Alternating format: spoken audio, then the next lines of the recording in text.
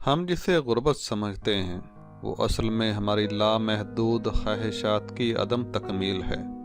ایک دانا شخص سے کسی نے پوچھا کہ آج کل اتنی غربت کیوں ہے؟ اس نے اس کے جواب میں بہت اہم باتیں کی۔ اس کا کہنا تھا کہ میرے خیال میں آج کل اتنی غربت نہیں جتنا شور لوگوں نے مچا رکھا ہے۔ آج ہم جس کو غربت کہتے ہیں وہ غربت نہیں بلکہ خواہشات کا پورا نہ ہونا ہے۔ ہمارے باپ دادا نے تو غربت کے وہ دن بھی دیکھے ہیں کہ سکول میں تختی پر گاچی کے پیسے نہیں ہوتے تھے تو مٹی لگا لیا کرتے تھے۔ سلیٹ کے لیے سلیٹی کے پیسے نہیں ہوتے تھے تو بجری کا کنکر بھی استعمال کرنا پڑتا تھا۔ جو سکول کے لیے نئے کپڑے لیتے تھے وہی عید پر بھی پہن لیتے تھے، اور اگر کسی شادی بیاہ کے لیے کپڑے خریدتے تو سکول کلر کے ہی لیتے تھے۔ کپڑے اگر پھٹ جاتے تو سلائی کر کے بار بار پہنا کرتے تھے۔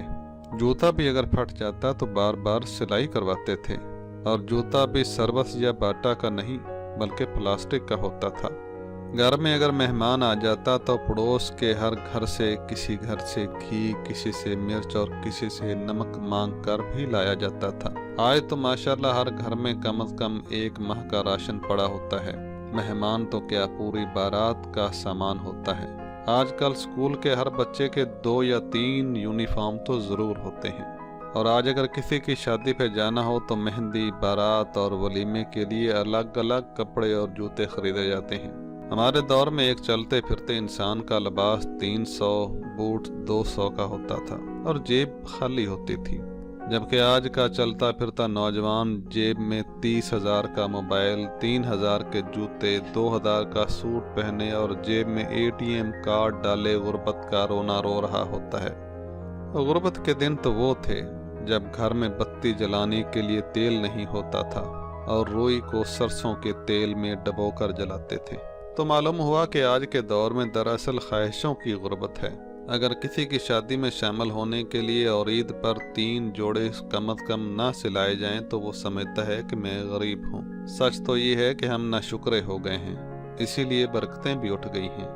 پہلے درجہ بندی کم تھی، معاشرتی سٹیٹس کم و بیش ایک جیسا تھا، توکل بہت تھا، باہمی ہمدردی زیادہ تھی، مل کر رہنا اچھا سمجھتے تھے، جبکہ آج کل تنہائی پسندی ہے۔ تب علم کم مگر عمل زیادہ تھا۔ اس دور میں اللہ کی نعمتیں بدرجہ زیادہ ہیں، لیکن شکر، توکل اور باہمی تعلقات کمزور ہو چکے ہیں۔ ہم نے خواہشوں کے منہ زور گھوڑے کے بے قابو ہونے کا نام غربت رکھ لیا ہے۔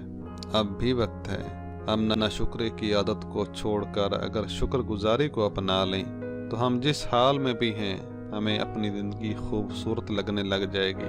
اللہ ہم سب کو اپنا شکر گزار بندہ بننے کی توفیق نصیب فرمائے۔